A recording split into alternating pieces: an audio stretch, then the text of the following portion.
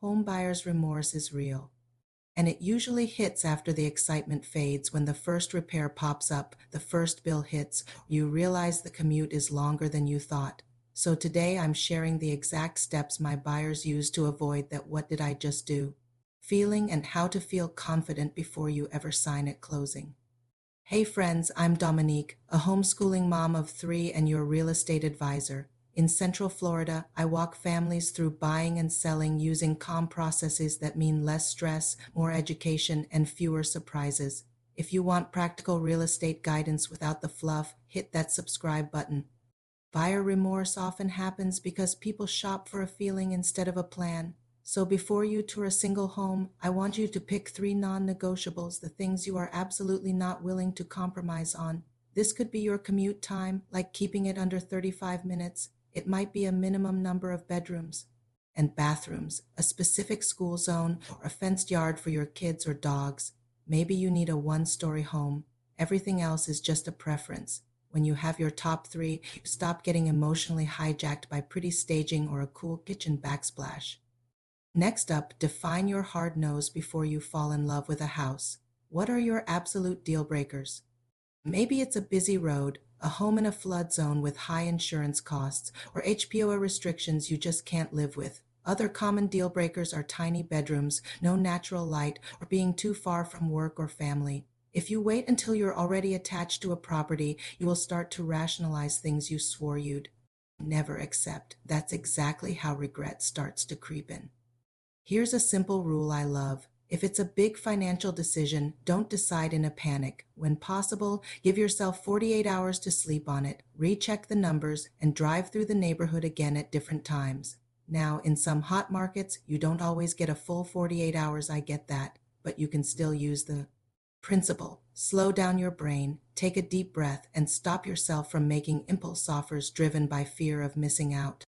This next one is huge. Most remorse comes from payment shock, not the purchase price itself. Your monthly payment isn't just principal and interest. It also includes property taxes, homeowners insurance, and maybe HPOA fees, all of which can change over time. Plus, you have to budget for utilities, maintenance, and a fund for future repairs and updates. So before you write an offer, ask yourself, what's my all-in payment today?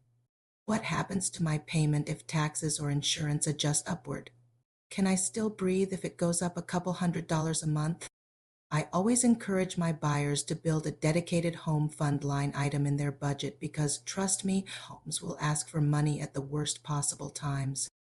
Walk-through remorse is another common pitfall. It happens when buyers are so busy admiring the pretty stuff that they miss the practical details. So I want you to tour like a detective, not a tourist. Use this quick checklist. Check your cell signal and research the internet options available. Look at the street parking and the driveway. Spacing. Open the closets and imagine where your real-life stuff will go. Notice the natural light at different windows. Definitely turn on the taps to check the water pressure. Then just stand still for 30 seconds and listen for noise. Pay attention to any smells, pets, moisture, or smoke. And finally, walk through the layout and ask, where does our daily life happen here? If you have kids, picture bedtime, laundry day, and the morning chaos. If the house makes those essential routines harder, regret is much more likely down the road. This next step is so underrated but so powerful. Test drive your life in that potential new neighborhood before you're under contract, or at least during your inspection period. I want you to actually do these things. Drive the commute at the exact time you'll be driving it every day. Visit the nearby grocery stores, parks, and your other go-to spots. Get a feel for the neighborhood vibe on both a weekday evening and on a weekend. If there's an HOA, look up the rules before you commit. And yes, I'm serious about this one. Try to talk to a neighbor. The prettiest kitchen in the world won't matter if you end up hating the traffic to get in and out of your neighborhood every single day. Inspections don't just find problems, they help you decide what kind of problems you're willing to own. Because let's be real, every single home has issues, new or old. The real question is, are these particular issues acceptable for you? Ask your inspector to give you a big ticket timeline. You need to know the age and remaining lifespan of the roof, the age and condition of the HVAC system, the type of plumbing, and if any electrical updates are needed. Look for any signs of moisture or drainage issues.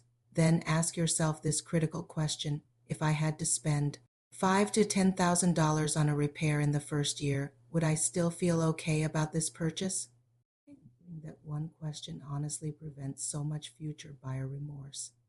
The last piece of the puzzle is your mindset. Even the most perfect house on paper will have trade-offs. So here's your regret-proof mindset going into closing. First, remember this is a home, not a fantasy. Second, trade-offs are normal and expected. Third, you made this choice based on your top 3 non-negotiables. And fourth, you planned ahead for repairs. If you bought this home based on your plan, your numbers, and your lifestyle, then you didn't make a mistake. You made a confident decision. If you're thinking about buying soon and you want a simple, step-by-step plan so you don't feel overwhelmed, I can help. You can grab my buyer resources using the link in the description or just send me an email. And if you found the information in this video helpful, don't forget to like, comment, and hit the subscribe button. Thanks for watching, and see you in the next video.